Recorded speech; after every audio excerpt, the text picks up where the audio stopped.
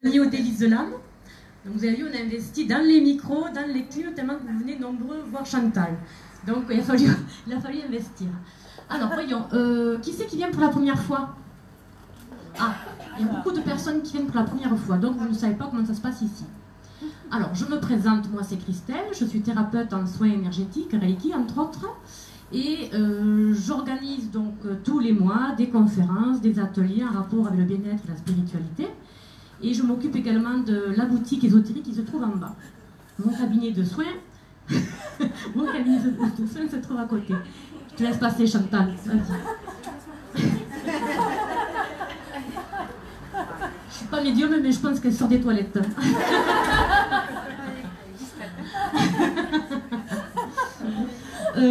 Une autre qui va aux toilettes. Mais c'est pas grave. On essaye de se poser dans 5 minutes quand même. Donc là, on va aujourd'hui accueillir Chantal Lafont parce que bon nombre d'entre vous la connaissent par YouTube, etc. Et peut-être qu'effectivement, vous aviez envie de la voir en chair et en os. C'est pas la même chose. La prochaine conférence, ça sera le 7 septembre encore avec Chantal Lafont qui est en train de m'enfumer. Et après, il y en a une autre le 29 septembre avec Alexandra Gabriel. Donc le thème, ça va être les épreuves, le sens des épreuves dans notre vie et l'aide de l'au-delà. Et après, il y aura la médiumnité également en salle. Voilà, ça c'est pour le programme conférence du mois de septembre. Donc aujourd'hui, par contre, on va faire la conférence sur la vie de la Vierge Marie. Première partie, ça dure quoi, jusqu'à 15h30 Ouais, 1 heure. Ensuite, on fait la pause collation et là, je tiens à remercier Colette qui se trouve ici. Elle nous a fait gracieusement des gâteaux faits maison. Et croyez-moi, vu le nombre de personnes qu'on est, merci pour elle. Tu peux te lever, Colette? Non, tu peux te lever. Elle va se lever, elle est timide. Voilà. Ça prend plusieurs jours, hein. Non, merci beaucoup parce que c'est vraiment beaucoup de travail de faire autant de gâteaux pour une salle aussi nombreux que vous êtes venus aujourd'hui. Voilà, merci pour elle. Ensuite, après la pause collation qui dure jusqu'à 16h à peu près, on attaque par la médiumnité en salle avec Chantal. Pour ceux qui n'auront pas eu de message, vous aurez la possibilité de poser une question. Donc question et répond. Voilà, donc tout le monde repart avec un petit quelque chose. Voilà. On va essayer maintenant d'être assidus, de bien écouter la conférence de Chantal. Donc pour cela, on éteint les portables, on essaye de faire le silence, on ne chuchote pas, on ne bavarde pas, comme a dit Aurore. Je vous remercie pour tout. Et puis on accueille maintenant Chantal Lafont.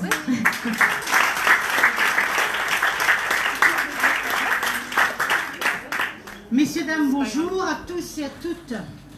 Merci d'être venus nombreux pour la conférence d'aujourd'hui. C'est une conférence qui me tient beaucoup particulièrement à cœur, puisque je vais parler en l'honneur de la Sainte Vierge, sa vie, son œuvre, etc. Et croyez-moi, depuis toute petite, je la prise, c'est extraordinaire. Et c'est en fait en guise de remerciement et de salut par rapport à tout ce qu'elle fait pour nous tous. Voilà, merci d'être venus. J'espère que vous avez passé à tous et à toutes un bel été, ensoleillé, en famille, avec des amis, pas seuls, j'espère. Certaines personnes, il y en a qui sont seules. Donc à tous et toutes, je vous envoie plein de bonnes choses. Et puis on va redémarrer l'année avec le mois de septembre. Aujourd'hui, nous sommes le 1er septembre. Et je voudrais vous souhaiter à tous et à toutes une très belle évolution spirituelle. Merci à tous.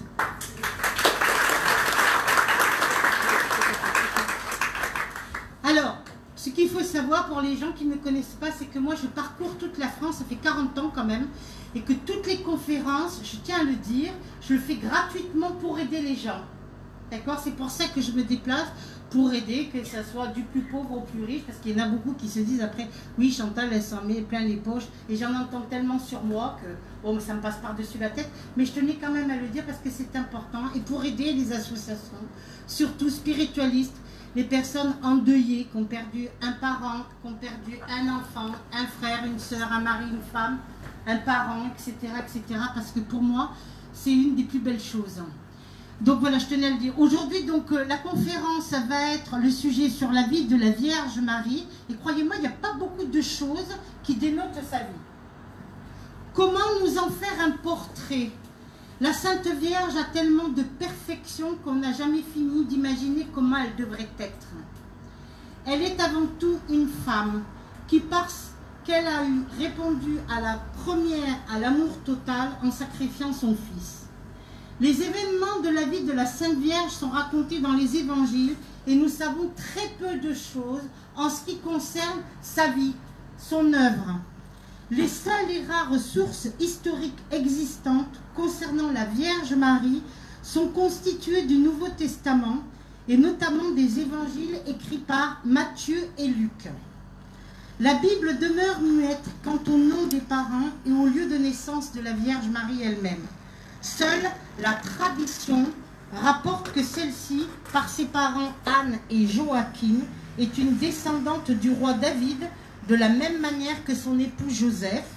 Marie en araméen qui veut dire Mariam ou Myriam en hébreu, fille juive de Judée et la mère de Jésus de Nazareth. Essaye de peut-être pas mettre trop près parce que ça grésille. Les églises catholiques et orthodoxes accordent une place essentielle à la Sainte Mère, qu'elle appelle Marie de Nazareth, Sainte Vierge, Sainte Vierge. On l'appelle, moi particulièrement, quand c'est la fête des mères, je l'appelle ma petite maman du ciel. Quand c'est la fête des mamans, eh bien moi je vais offrir des fleurs à la Vierge parce que je l'appelle ma maman du ciel. Ou on l'appelle Notre-Dame. Ses parents se nomment Anne et Joachim. Le père de Marie, très pieux, est un homme riche, extrêmement généreux. Avec Anne, ils forment un couple très heureux. Seul ombre au tableau, il n'arrive pas à concevoir d'enfant. Un jour, alors que Joachim se rend au temple de Jérusalem pour déposer des offrandes à l'occasion d'une fête religieuse, le grand prêtre lui refuse l'accès. Son infertilité est le signe qu'il est sous la malédiction de la loi. Accablé de chagrin et couvert de honte, Joachim décide de se retirer dans le désert. Là, il y planta sa tente et 40 jours et 40 nuits, il jeûna, se disant « Je ne descendrai plus manger ni boire avant que le Seigneur mon Dieu m'ait visité. La prière sera ma nourriture, la nourriture céleste, ainsi que ma boisson. » Un jour, Anne et Joachim reçoivent chacun la visite d'un ange, leur annonçant la venue prochaine d'un enfant. Heureux, Joachim quitte le désert et se précipite aux portes de Jérusalem, la fameuse Jérusalem céleste. De même, Anne, qui a reçu la nouvelle, court à sa rencontre. Arrivé à la porte dorée, l'une des portes de l'enceinte, ils se jettent l'un dans l'autre dans les bras et s'écriant « Maintenant, je sais que le Seigneur Dieu m'a comblé de bénédictions. Voici la veuve n'est plus veuve et la stérile alors a conçu. » La naissance de la Vierge Marie est fêtée le 8 septembre. Donc vous voyez, c'est dans pas longtemps. Depuis le début du 5e siècle, on vénère près de la piscine de Bethesda, porte des Lions à Jérusalem, le lieu où elle serait née, car dans la tradition orientale, ils y fixent la maison d'Anne, de Joachim, parent de Marie, au niveau de l'église Sainte-Anne de Jérusalem. Sainte-Anne, c'est qui déjà? La mère de Marie. Elle se trouve où, Sainte-Anne? À Auray. Et c'est où Auray? En Bretagne. Quand vous arrivez en Bretagne, vous avez ce qu'on appelle une commune longière avec l'église de Sainte-Anne d'Auray, où quand vous rentrez, comme le porte son nom, vous rentrez, vous voyez la statue de Sainte-Anne d'Auray avec l'enfant dans les bras comme ça. C'est magnifique.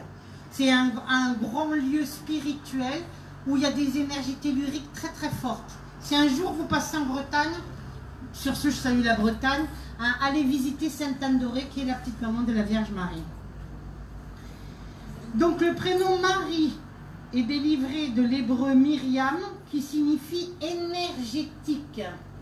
Qui c'est qui tout à l'heure m'a dit je m'appelle Myriam, je ne me rappelle plus. Il y a une dame qui m'a dit je m'appelle...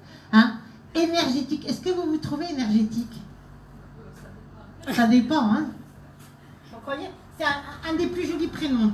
Jeune fille de Nazareth, éduquée comme toute autre fille de la société juive, pieuse de ce temps, de ce fait, son cheminement se fera en réponse au commandement alors de la Torah. Qu'est-ce que la Torah? Oui, c'est la Bible juive. C'est pour voir si vous suivez. Le premier étant d'aimer Dieu de tout son cœur et aux promesses divines. Après avoir été présentée au prêtre à l'âge d'1 an, Marie reste chez ses parents jusqu'à l'âge de 3 ans lorsqu'elle entre au temple. L'âge de Marie fait l'objet de mentions dans les écrits apocryphes. Marie serait restée chez ses parents pendant 3 ans, aurait vécu au temple de Jérusalem pendant 9 ans et aurait été fiancée à Joseph le charpentier. Nulle part on mentionne l'âge de Joseph. On dit d'après les Saintes Écritures qu'elle aurait été fiancée à partir de l'âge de 12 ou 14 ans à Joseph. Vous imaginez un petit peu? 12 ans ou 14 ans. Pourquoi on prie Sainte Anne et Saint Joseph? Pourquoi prie-t-on Sainte Anne? Pour la mère divine, mais pourquoi aussi? Pour avoir des enfants. Sainte Anne d'Orée, on l'a pris pour avoir des enfants. Les dames qui ont des problèmes de fertilité, de grossesse ou d'aboutissement de grossesse ont pris Sainte Anne. Il y a des pèlerinages de partout à Sainte Anne d'Orée pour demander à avoir un enfant en bonne santé. Et Saint Joseph, pourquoi? Et pourquoi on prie Saint Joseph? On le prie pour le travail, pour la famille, pour la bonne mort, pour déménager, pour payer ses factures et ses dettes. Il y en a plus d'un qui doit y en avoir. On ne va pas lever la main, hein, d'accord? Certains doivent se reconnaître. Croyez-moi, ça marche. Saint Joseph se trouve à Cotignac, dans le Var. Et quand vous arrivez, vous avez le lieu de pèlerinage avec les religieuses. Vous avez sur votre droite une petite fontaine avec l'eau de Saint Joseph, où les gens viennent un peu de partout, affluent de partout, de Paris, et vont faire des pèlerinages à Saint Joseph. Cotignac, vous vous rappellerez, dans le Var, dans le 83. Alors, l'âge de Marie fait l'objet des mentions dans les écrits apocryphes. Oui, à l'âge de 12 ans, elle était déjà promise. Et on dit entre 12 et 14 ans qu'on l'aurait fiancée déjà à Joseph. Vous imaginez? On mentionne l'âge de 14 ans lorsqu'elle est tombée enceinte. On va pas traîner. Du Saint-Esprit, et Joseph ne le sut que 3 mois plus tard. Il voulut rompre secrètement avec Marie, mais un ange lui apparut en songe et lui dit de ne pas craindre et de rester alors avec Marie. Et ce que fit Saint Joseph. Beaucoup de faits ont été effacés. On trouve donc très peu d'informations sur Marie ou sur Joseph. On suppose que Jésus a eu des frères et des sœurs. Leurs noms étaient Judas, Joseph, Jacques, Siméon. Le nom des filles était Lucie et Lydie. Mais on raconte que c'étaient les enfants d'un premier mariage de Joseph, dont la femme serait décédée. À mon avis, Marie a eu d'autres enfants que Jésus, mais ne les a pas nommés dans les textes bibliques. L'annonciation faite par l'ange Gabriel qui est célébrée le 25 mars. L'annonciation est le message par lequel l'archange Gabriel, l'ange de l'intuition, que l'on prie plus précisément le lundi, parce que le lundi est un jour qui est gouverné par la lune, et la lune c'est l'intuition. Donc l'archange Gabriel dans la ville de Galilée, appelée Nazareth, annonce à Marie qu'elle sera la mère du Messie. Cet événement ne se trouve que dans les évangiles de Luc. 6 mois après avoir annoncé au prêtre Zacharie que sa femme Élisabeth, cousine de Marie, bien que stérile, donnera naissance à un fils qui sera nommé Jean. L'ange Gabriel entre dans la demeure d'une femme nommée Marie. Il la salue en ces termes. « Salut, rempli de grâce, le Seigneur est avec toi. » Cette phrase débute la prière catholique de l'Ave Maria. Devant son inquiétude, Gabriel la rassure et lui annonce qu'elle enfantera un enfant qui sera nommé Jésus et qui, fils du Très-Haut, régnera sans fin sur la maison de Jacob.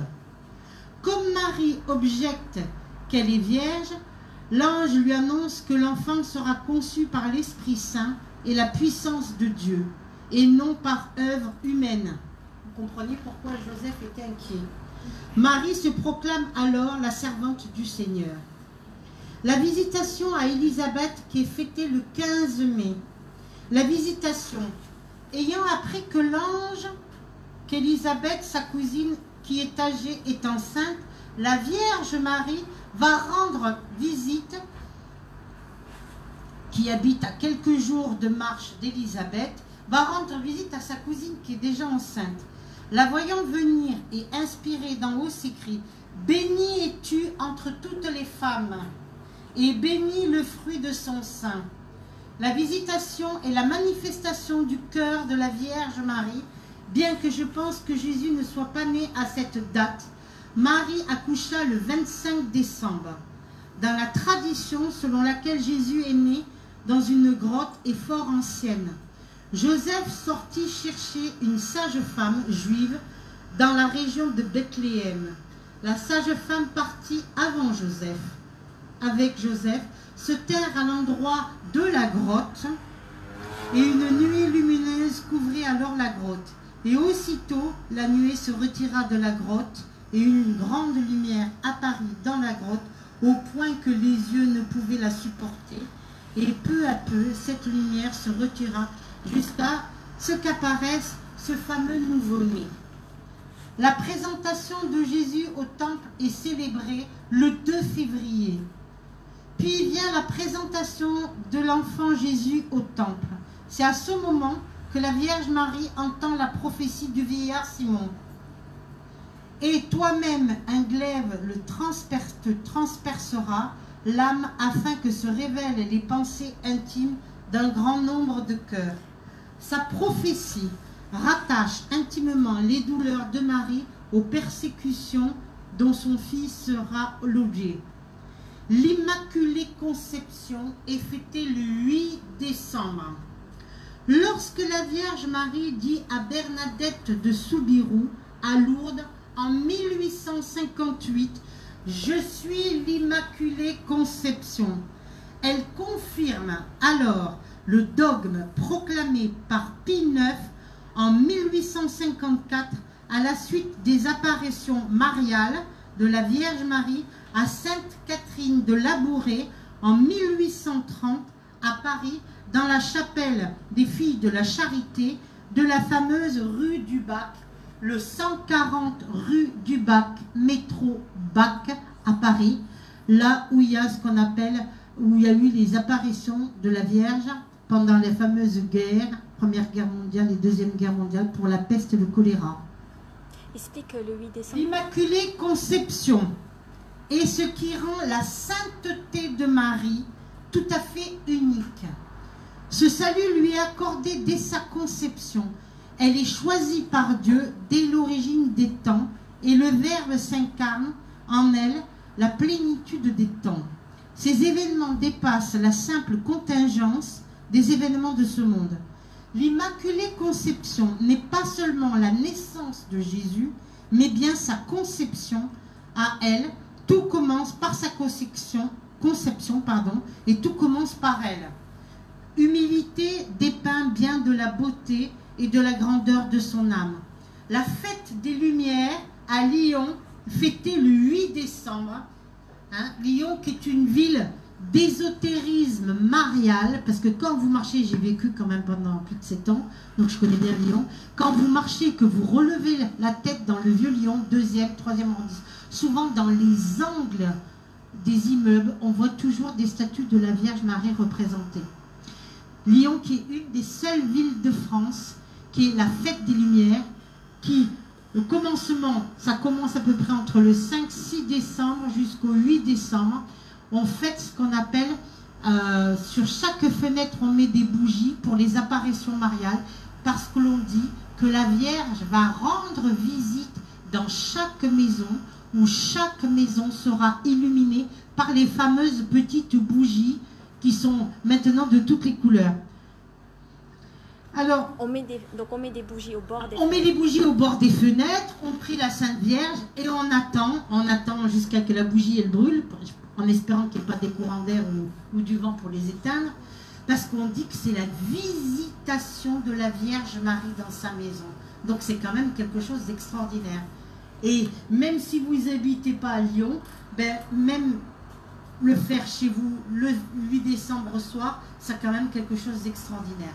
Maintenant, je vous donne le message, à vous d'exécuter. Ah oui.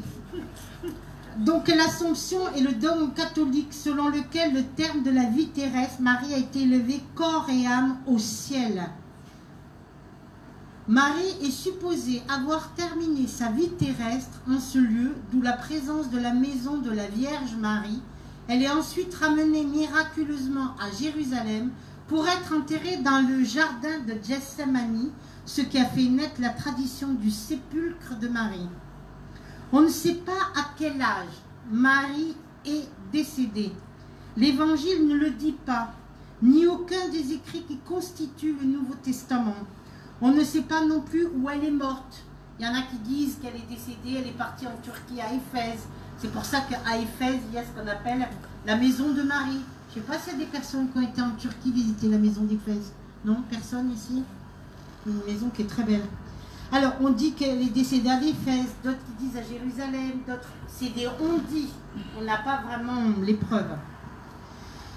Donc, on ne sait pas non plus où elle est morte, mais de nombreux indices laissent à penser que c'est à Éphèse où Saint Jean l'avait accueillie, comme le lui avait demandé Jésus pour la protéger avant même son décès. D'ailleurs, on ne dit pas la mort de Marie, mais on le dit partout, que ce soit en France, en Russie, on appelle de la dormition de Marie.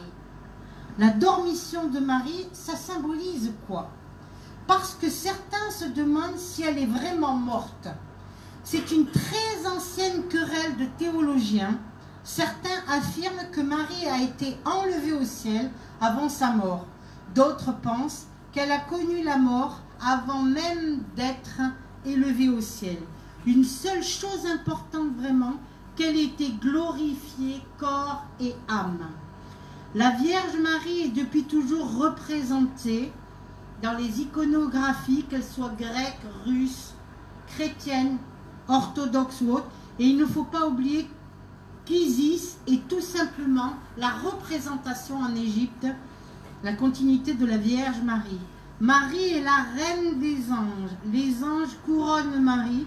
C'est qu'elle est reine de tout l'univers créé, donc aussi reine des anges. On dit que c'est la Vierge Marie qui dirige les 72 guides de lumière.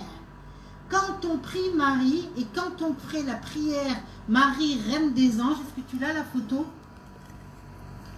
Vous la voyez? Vous voyez, regardez cette symbolique, cette photo qui indique qu'elle est vraiment reine des anges parce que son manteau est tenu par les anges et on dit que ce sont les 72 guides de lumière qui l'entourent. C'est elle qui commande les anges. C'est elle qui commande dans l'au-delà la légion angélique. Parle des Melchisedec, chouchou. Alors, il y a ce qu'on appelle une légion bien précise angélique qui est la légion personnelle à Marie. Ce sont les Melchisedec. Les Melchisedec, ce sont ce qu'on appelle des anges bleus. Et ils sont représentés souvent par des comment on appelle ça, des orbes bleus. S'il y a des personnes qui voient souvent des orbes, les orbes, on peut les voir blanches, on peut les voir bleues, on peut les voir roses, on peut les voir violettes, on peut les voir vertes aussi. Mais quand vous voyez des orbes bleus, plus précisément turquoise, ce sont la légion personnelle de la Vierge Marie. Comme celle-là. Comme celle-là, vous voyez, là j'avais ma maman. Et regardez, là sur ma photo, j'ai une orbe bleue turquoise. Et la photo, elle n'est pas truquée. Hein, parce que c'est qui me l'a sorti, ça. C'est ma maman à côté. Pardon? Bientôt 92 ans, le 11 septembre, c'est une vierge aussi. Je suis entourée de vierges. C'est comme ça. Donc vous voyez que quand vous avez, et là je revenais justement de Lourdes, quand on va prier la Sainte Vierge et qu'on lui demande, quand vous êtes par exemple dans la grotte de Mazabiel et que vous êtes là à prier à genoux, il y en a certains qui cherchent tout le temps le repère de Sainte Bernadette de Soubirous, ils essaient de se placer dans le même carré, vous n'avez pas remarqué? Alors des fois presque vous serez les religieuses, vous essayez de se mettre, des fois qu'ils auraient une apparition. Et que vous regardez la Sainte Vierge qui est dans la grotte de Mazabiel, et que vous priez, que vous faites ce qu'on appelle le Je vous salue Marie et que vous commencez à faire le chapelet à la Vierge, eh ben, c'est pour invoquer la Vierge Marie et avoir des signes. Et souvent, nous pouvons avoir beaucoup de signes de la Vierge et on la remercie d'ailleurs parce que c'est important. Hein. Moi, je sais que je vais à Lourdes depuis l'âge de 4 ans. Chaque année, j'y vais et j'espère y aller, je touche du bois jusqu'à ma mort. Hein, parce que c'est une reconnaissance à Marie, parce que je trouve que c'est quand même important. Est-ce que tu veux que je montre les signes maintenant ou tout à l'heure? On montrera après les signes. La Vierge Marie est toujours représentée. Il ne faut pas oublier que c'est Isis aussi. Elle est reconnue aussi dans l'islam, parce que quand vous allez à Lourdes, il y a pas mal de musulmans qui vont aussi à Lourdes maintenant. Il y a des femmes voilées, des femmes indiennes, des femmes de toutes les catégories, parce qu'elle est reconnue entre toutes les femmes, c'est le cas de le dire, et on vient la voir de toutes les salutations. Et ça, c'est vraiment une ouverture d'esprit qui est que c'est quand même extraordinaire. La fête de Marie, reine, en effet, le célébrer, la photo que je vous ai montrée, le 22 août. Elle a reçu le pouvoir et la mission d'écraser la tête de Satan. Alors, quand on parle de la Vierge, on me dit, mais tu sais Chantal, j'ai vu la Vierge. Alors tu l'as vu comment? Avec les mains jointes, les mains écartées? Oui, mais c'est pas la même, parce que en fait la Vierge c'est toujours la même. C'est selon la représentation, comment elle est quand elle apparaît. D'accord? Quand on la voit sur un nuage, c'est pas sur un nuage, c'est ce qu'on appelle le corps glorieux de lumière. En principe, quand on voit la Sainte Vierge, qu'on a une apparition de la Vierge, elle touche jamais le sol, jamais. Pour un peu que vous l'ayez un peu sur votre lit ou dans le plafond de votre chambre, quelque chose, parce qu'elle ne prévient pas, quand elle apparaît, elle apparaît. D'accord? Toutes les représentations de la Vierge Marie, c'est ce que le sujet de la semaine prochaine, de samedi prochain, j'en parlerai, des apparitions mariales, et pour bien comprendre pourquoi elle apparaît, souvent 8 fois sur 10, elle ne parle pas, et c'est à nous de comprendre le message. Dernièrement, j'étais dans une conférence à Montbéliard et j'ai un monsieur qui est venu me voir et qui me dit « Oh là là, regardez Madame Lafont !» Et il me montre sur son portable, comme ça, il me montre la photo. J'ai dit « Ça, c'est Notre-Dame de la Salette. » Alors, je lui ai fait comme ça. Il me dit « Pourquoi vous faites ça ?» J'ai dit « Parce qu'en principe, quand Notre-Dame de la Salette, elle apparaît, c'est qu'après, il y a quelque chose qui se passe. » Et il me dit « Dans le village où elle a apparu pendant 2 ou 3 jours, il n'y a eu que des catastrophes, Madame Lafont. » Il me dit, mais c'est la Vierge qui fait ça. J'ai dit, non, c'est pas la Vierge qui fait ça. La Vierge est venue vous préparer et vous prévenir par les apparitions de ce qui allait se passer. Comme la dame à Lourdes qui a eu sa bougie cassée. Oui, comme la dame à Lourdes qui a eu la bougie qui a allumé cassée. une bougie cassée pour que son mariage se passe bien et que la bougie... Ah oui, il y a une dame, alors vous savez quand vous êtes à Lourdes, vous allez au bain ou quoi, vous parlez avec les gens, hein, et qui me dit, moi je ne comprends pas parce que moi j'ai allumé une bougie à la Vierge Marie pour mon futur mariage, et la bougie s'est cassée. Mais j'ai dit, mais madame, c'était un signe. Et alors, j'ai dit, et vous n'êtes pas restée avec votre mari? Elle m'a dit, non. Pas longtemps après, on a divorcé. Eh ben, alors, elle en voulait à la Sainte Vierge. Mais comme je lui ai expliqué les choses et tout ça, elle m'a dit, je vous remercie, madame, elle ne me connaissait pas, parce que grâce à vous, ben, en quelque sorte, vous m'avez fait comprendre et vous m'avez fait me réconcilier avec elle. Eh ben, j'ai dit, c'est pas par hasard qu'aujourd'hui vous soyez là, assise à côté de moi, et qu'on discute comme ça tous les jours. C'est pas à cause de la Vierge qu'elle a divorcé, c'est parce que la Vierge l'a prévenue. Elle est bien fétiche et elle prévient tout le temps. Donc quand vous êtes à Lourdes par exemple, ou que vous priez, que vous êtes assis à côté des... Une fois on attendait, on faisait la queue pour faire le bain, puis il y avait plein de grand-mères, elles parlaient. Puis alors je leur disais, à vous madame, elle vous a aidé la Vierge? Oh, m'en parlez pas, elle m'a fait ci, elle m'a fait ça. Et vous madame, elle vous a aidé la Vierge? Oh oui, et puis elles me racontaient toute leur vie, leurs malheurs qu'elles avaient eu, et qu'à chaque fois, et croyez-moi les anciens, c'est extraordinaire, à chaque fois qu'elles ont été sauvées par la Vierge Marie. Et là, je me suis dit, quand même, elle est quand même extraordinaire, elle est quand même bien, bien forte. Tout cela pour nous éviter de douter, des fois on douterait. Donc, Marie, mère de chacun de nous tous, parce qu'on dit toujours c'est ta Vierge, je ne sais plus qui c'est qui disait c'est ta Vierge, je dis c'est pas ma Vierge, c'est la tienne, c'est la nôtre, c'est la vôtre, c'est celle de tout le monde. Moi je l'appelle la petite maman du ciel. Pour une personne qui a perdu un parent, qui a perdu sa maman, moi je la remis toujours entre les mains de Marie pour qu'elle la prenne sous son manteau et qu'elle la protège. Toujours de la bienveillance. Alors, elle a reçu le pouvoir et la mission d'écraser la tête de Satan. Ça, c'est la Vierge qui écrase le serpent. Elle est représentée avec le monde, le serpent sur le monde, et elle écrase le serpent, et elle a les deux bras comme ça ouverts, et elle envoie ce qu'on appelle ces faisceaux lumineux sur la terre. Tu l'as cette photo? J'ai celle-là, la Notre-Dame de Guadeloupe avec la tête de Satan. Non, mais c'est pas celle-là. J'ai que ces deux-là, j'ai pas celle avec le monde. Voilà, c'est la Vierge de la rue du Bac. C'est la représentation de la Vierge de la rue du Bac. La rue du Bac, tu Quand vous allez à la médaille miraculeuse, à la rue du Bac. Attends. Ça, c'est la médaille miraculeuse. J'en ai peut-être une autre, tu veux que je regarde? Voilà, explique en attendant que je cherche. donc elle a les bras écartés, elle écrase le serpent, c'est-à-dire elle écrase le mal qu'il y a sur le monde. Non, c'est celle que je viens de mettre, mais il n'y a pas... Elle est là. Non, mais tu l'as pas. Si, elle est là, regarde. Voilà. Voilà, vous la voyez? Regardez, elle a de chaque main, de chaque côté, les fameux rayons lumineux. Elle envoie la lumière dans le monde. Elle est sur le globe terrestre, on ne le voit pas très bien, et elle écrase le serpent.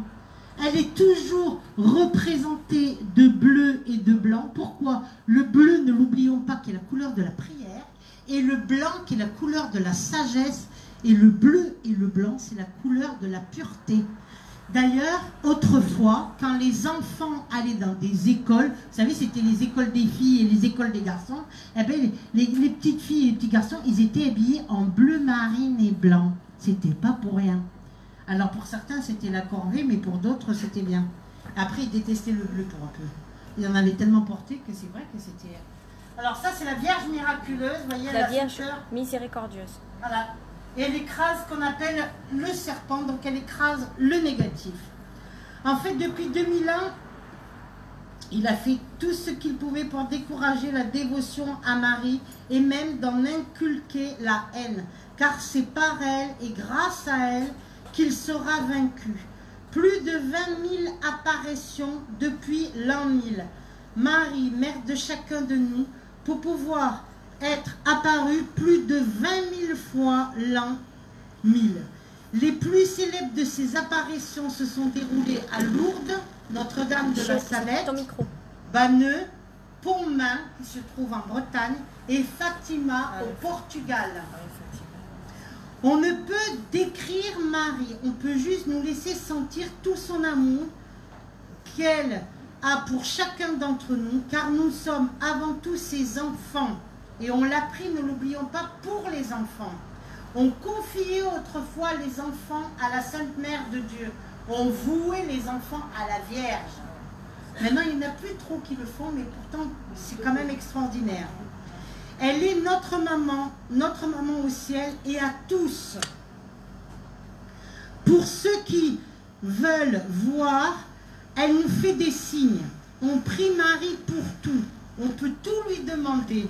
Le chapelet et le rosaire à la Sainte Mère a été créé pour lutter contre les tentations, contre le démon. Le cœur sacré de Marie pour toutes nos peines de cœur.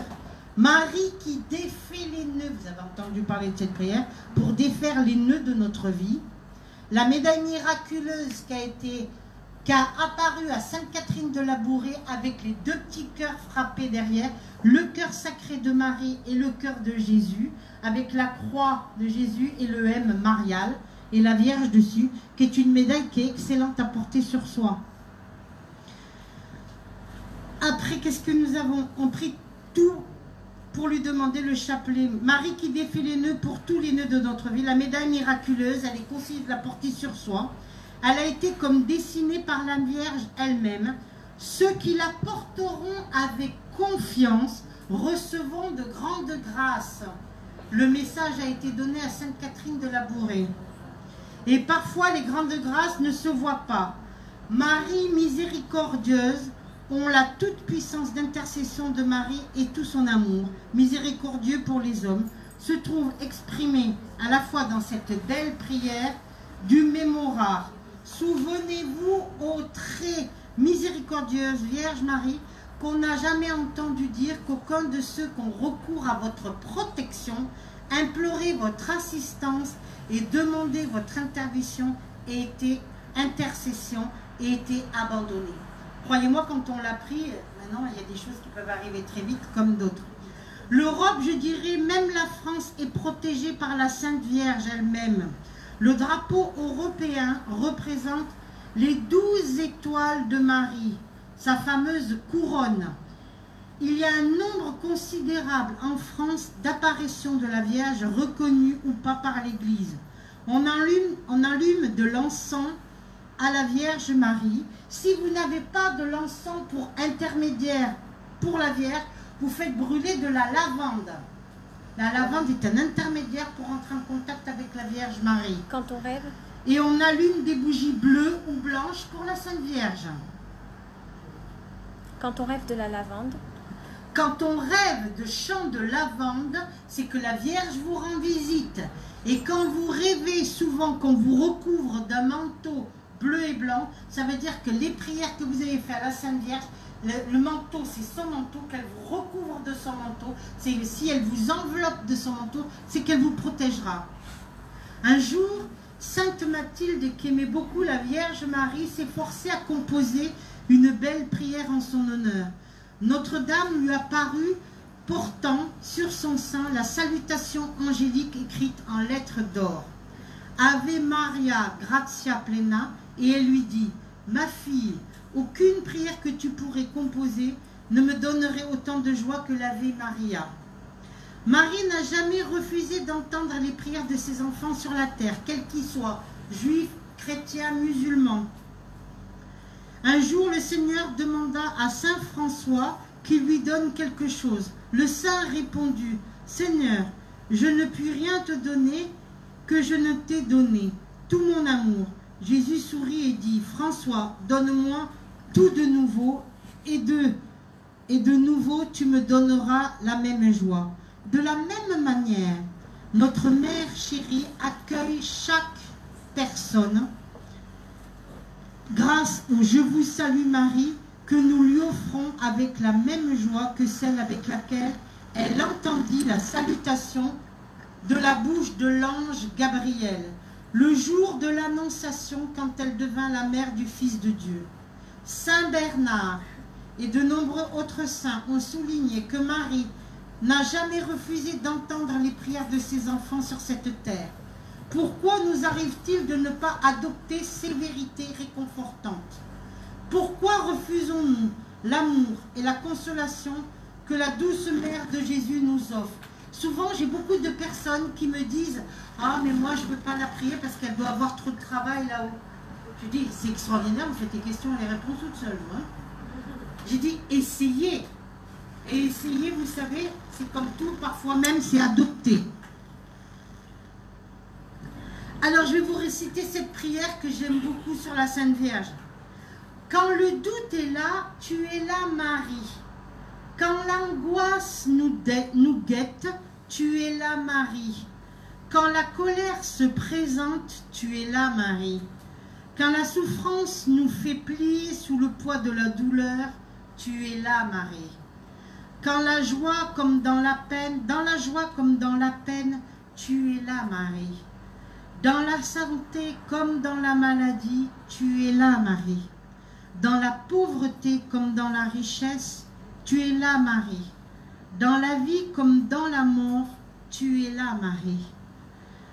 Tu es là malgré nos fautes, malgré nos rejets, malgré nos erreurs, malgré notre manque de foi. Tu es là dans les bons et les mauvais moments. Tu es là malgré tout. Tu es et tu seras toujours là, patiente, aimante. Tu es la reine couronnée au ciel par les légions célestes. Pour tout cela, je te dis merci. Ô reine des anges, merci de nous aimer. Merci de nous protéger. Merci de nous pardonner. Ave Maria, priez pour nous. Ave Maria, protégez-nous. Ave Maria, guidez-nous. Amen. Ça, c'est une prière qui veut dire que ce soit dans la foi ou malgré les doutes, peu importe, que ça soit avec le réconfort, l'amour, la lumière et la grâce, nous pouvons l'avoir. Là, ce sont des roses que je vais offrir. Non, c'est... Quelle rose on offre à Marie? Quand on offre des roses à la Vierge, si vous voulez porter des roses, attention, si vous promettez des roses à la Vierge et que vous ne les portez pas, aïe aïe aïe, il faut même rien promettre. Ce sont les roses blanches, parce que c'est la pureté, ou les roses roses. Combien de roses?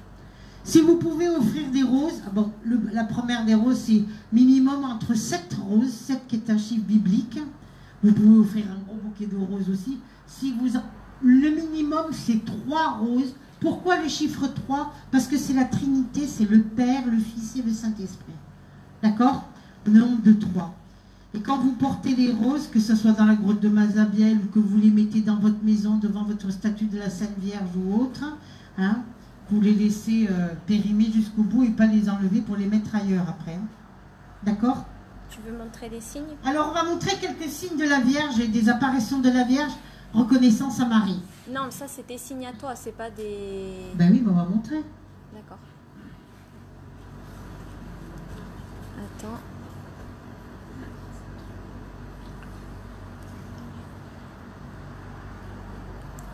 Là, c'est Notre-Dame de Fatima. Vous voyez, j'avais demandé, vous voyez la Vierge de Fatima qui est sur... Il est où mon stylo Ah, ouais, je ne l'ai pas sorti. Jamais tu me le sors. Tu peux tenir ça, s'il te plaît? Elle est terrible. En pleine messe mariale à Notre-Dame de Fatima pour les 100 ans des apparitions de la Vierge. C'était à Fatima. Oui, mais c'était la procession. La procession, oui. Oui, mais je sais. Mais si tu me montres le truc, je vais vous montrer, comme ça vous allez comprendre. Pendant la messe, puisque c'était les 100 ans des apparitions de la Vierge, vous savez que des fois je la pousse un petit peu à bout, je lui dis, mais ma petite maman du ciel, montre-moi ce que tu sais faire. Et alors on peut avoir plein de signes. Des fois ça fait même un peu peur quand même.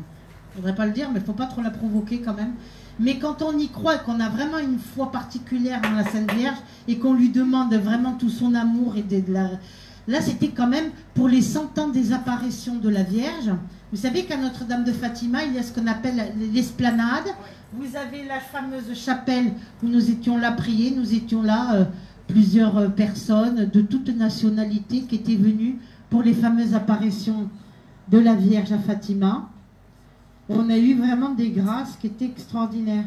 Parce que moi, quand je l'ai pris, je lui demande, je dis si tu pouvais te montrer un petit peu ou si tu pouvais faire un petit signe, ça serait bien quand même. C'est quand même intéressant. Parce que quand on demande des grâces, vous savez que la Vierge, on l'a pris pourquoi? On l'a pris pour l'amour, on l'a pris pour la famille, pour les enfants. Comme je l'ai dit tout à l'heure, on confiait les enfants, on les vouait à la Sainte Vierge dès toute petite.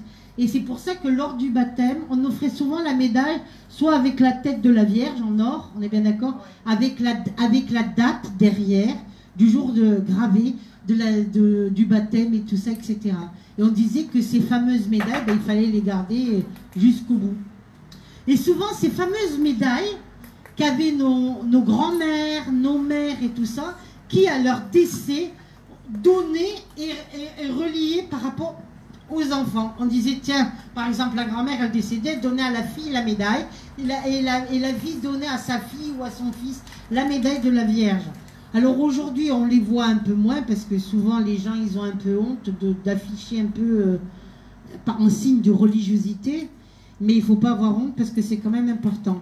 La médaille, aujourd'hui, qui est moins que la Vierge, avec la tête uniquement de la Vierge, c'est la médaille miraculeuse. Celle de la Vierge Marie, qui est celle qui est la plus répandue dans le monde entier, parce qu'à la médaille miraculeuse, il y en a qui viennent de partout, du Japon, de partout, tout ça, et qui viennent acheter ces fameuses médailles, ou des chapelets, ou la représentation de la Vierge à l'autel de prière, où Sainte Catherine de la Bourrée a eu des manifestations de Marie. Moi, j'arrive pas à mettre ton truc, hein. C'est seulement maintenant que tu me le demandes aussi. Oui, mais c'est tout le temps que je te donne. Ben non, tu me l'as pas demandé. Bon, alors là, donne, je vais le faire, parce que tu sais pas.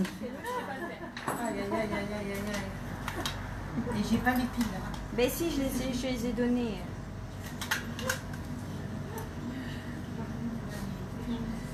Donc quand on prie la Vierge, il faut vraiment la prier avec dévotion. Et si vous doutez, c'est même pas la peine. Hein. Si vous doutez, vous restez chez vous et vous ne demandez pas. Et je vais vous raconter une histoire véridique, puisque j'aime bien raconter toujours les... Ça va? Mais la ville, elle est morte ou quoi? Non, pas une ville. Mais je pensais que c'était pas moi, c'est moi qui savais pas le faire.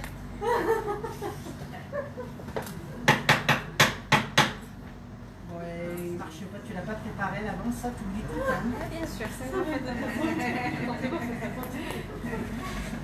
Un jour, j'étais avec une amie. Les Anne Catherine, on va, c'est ça? Alors, je crois que, ouais. Ce qui manquait, je pense que ça sera mieux avec le stylo, parce que ça en a mis 4. Bah, c'est toi qui tu les as mis. Voilà. Merci. Alléluia. Alors, un jour, j'avais une amie kabyle, berbère, une shliha, comme on dit en arabe, d'accord? Et elle croyait en rien. Elle me dit, tu sais, moi, Chantal, moi, je suis athée. Puis elle me dit comme ça, un jour, j'invite à la maison, puis elle vient passer le week-end à la maison, puis elle dort à côté, puis elle me dit, mais c'est quoi, ça? Alors, je dis, quoi, ça? Mais là, ce qu'il y a sur ton armoire, c'est quoi? Je dis, ça s'appelle la Vierge. Alors, elle me dit, mais qu'est-ce qu'elle fait de ta Vierge? Je dis, c'est pas la Vierge, c'est la Vierge à nous tous. Et alors, vous savez, c'est les fameuses vierges fluorescentes. Ah oui. D'accord? Oui. Et alors, je lui raconte l'histoire de la Vierge Marie. Il me dit, ouais, bof, oui, bof, pourquoi pas, et tout ça. Et dans la nuit, cette amie, elle est prise par un petit besoin pressant, comme on dit, et elle se lève. Et qu'est-ce qu'elle voit pas? Elle se lève dans la nuit, pour pas allumer la lumière, elle voit la Vierge fluorescente qui illuminait une partie de la chambre. Et alors là, elle a eu peur. Alors elle a dit, mais j'ai trouvé ça très très mignon.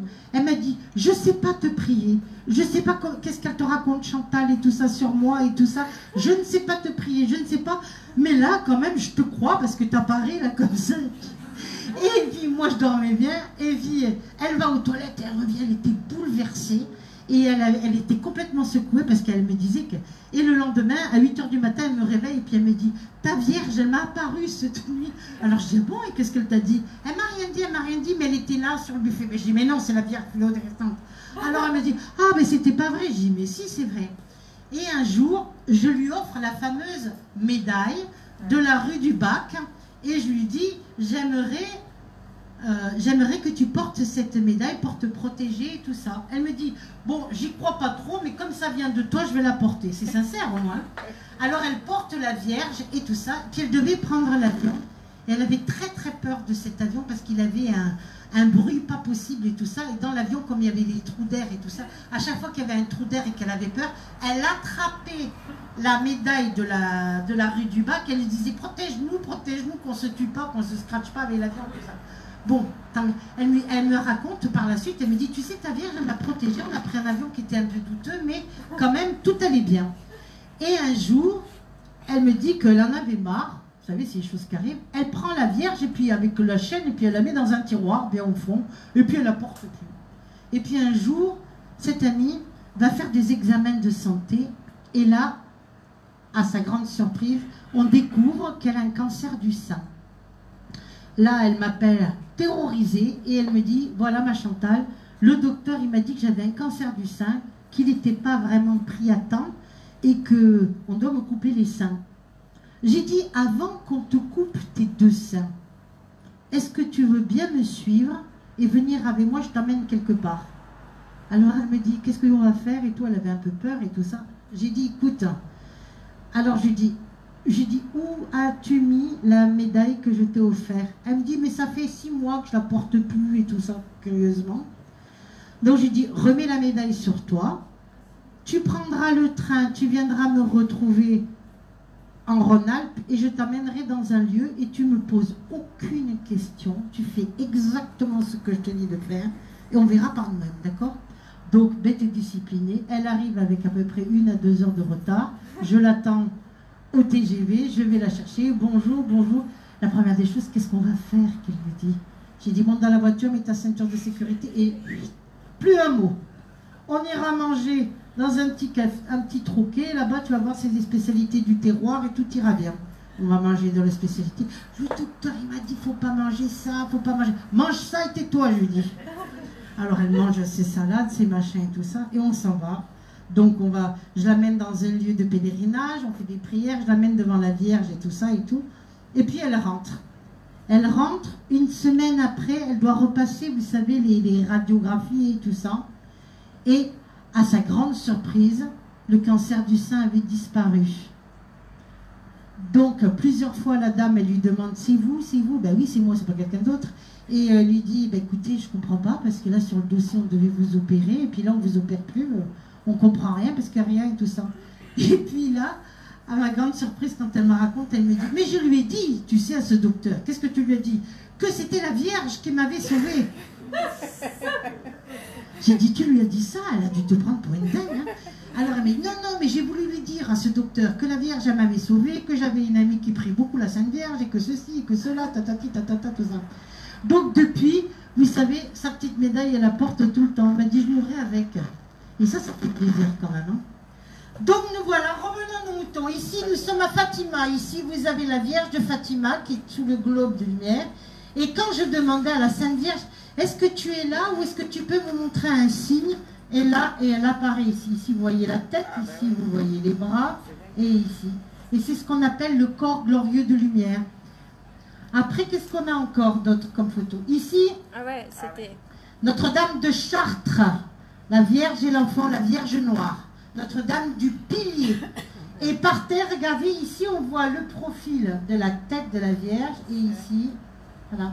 Je demandais, tu peux pas me faire un signe? La feuille se détache de la plante qu'il y avait et elle tombe par terre et ça faisait ce signe-là. Tu ne demandes pas toujours des signes, hein, ça vient tout seul aussi. Hein. Alors ici, c'était à Notre-Dame-du-Lot, vous savez, qui se trouve dans le 04. Alors, la première photo, je prends la photo. Là, vous voyez, le mur, il est blanc, gris.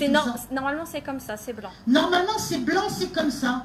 Et on reprend une photo de suite après. Vous voyez, ici, c'est tout bleu, les couleurs de la Vierge Marie. Il faut savoir qu'à Notre-Dame-du-Lot, quand vous arrivez, vous avez une fontaine sur la gauche avec une huile miraculeuse. Où cette huile mariale, on vient la chercher, c'est vendu par des religieuses, pour toutes les maladies, pour toutes sortes de maladies. Ici, c'est dans le ciel. Mais c'est pas dans le ciel, c'est une photo. C'était une photo, mais ici, on la voit, ici. Après.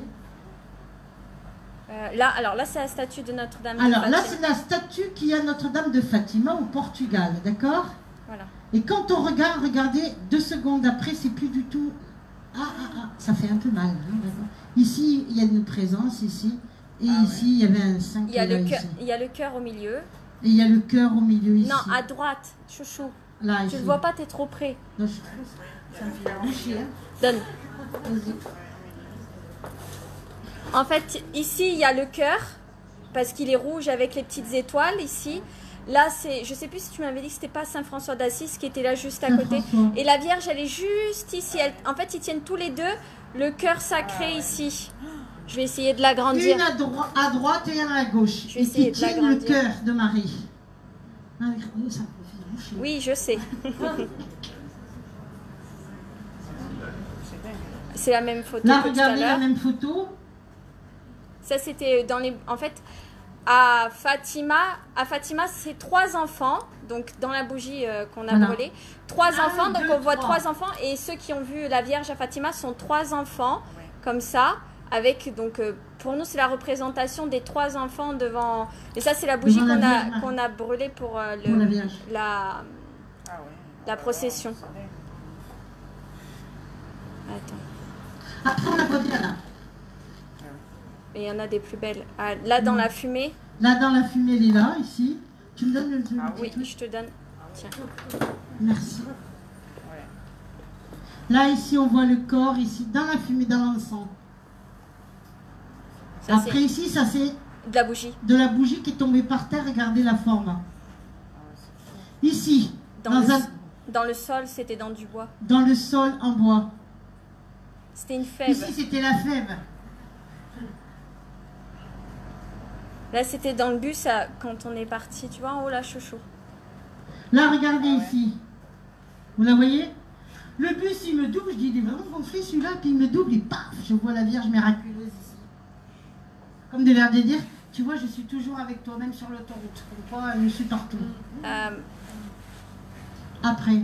Attends. Voilà. Ici, regardez, c'est une peinture qui est carrément... C'était dans l'église, ça représente le purgatoire. Le purgatoire, parce qu'on voit Satan, on voit les trucs. Et en plein milieu, qu'est-ce qu'on voit ici? La Vierge, l'Immaculée Conception, Notre-Dame de Lourdes. Puisqu'elle est avec les mains jointes et représentée tout de long vêtue. Ça, c'est au 15 août l'année dernière. On ne trouvait pas de rose pour offrir au 15 août. Et c'est quand on est parti à la messe, sur le chemin, j'ai dit j'ai pas de rose pour la Vierge. Et il y avait une rose par terre, une rose bleue par terre sur le sol. Ici, regardez. Ça, c'était en Italie. Je sors de l'église. Regardez ici. Je regarde sur le trottoir. Vous la voyez, la Vierge? C'est pas sur le trottoir, c'est sur un arbre. Mais sur le trottoir, oui, l'arbre, il est sur le trottoir. Regardez la Vierge. Donc, c'est à vous d'avoir les yeux un peu partout et de bien regarder. Ici, ce qu'on appelle le... Non, quand tu le mets trop loin. Voilà. Ici, là, ici. Non, mais c'est pas celle-là qui est la plus belle, c'est celle-là. Là, ici. Dans les roses, elle apparaît. Vous la voyez dans les roses, ici? Là, regardez, ici, à côté de moi. C'est trop près. Là, je parlais de Sainte Thérèse d'Avila, qui est la grande, parce que Sainte Thérèse de l'Enfant Jésus, c'est la petite. Sainte Thérèse d'Avila, c'est la grande qui se trouve en Espagne. Et là, mais non, mais plus loin. Là, vous voyez, à côté. Là. Alors que la photo de Sainte Thérèse d'Avila, elle est là. Et là, juste à côté, là, ici. Attends. C'est ce qu'on appelle le corps glorieux de lumière.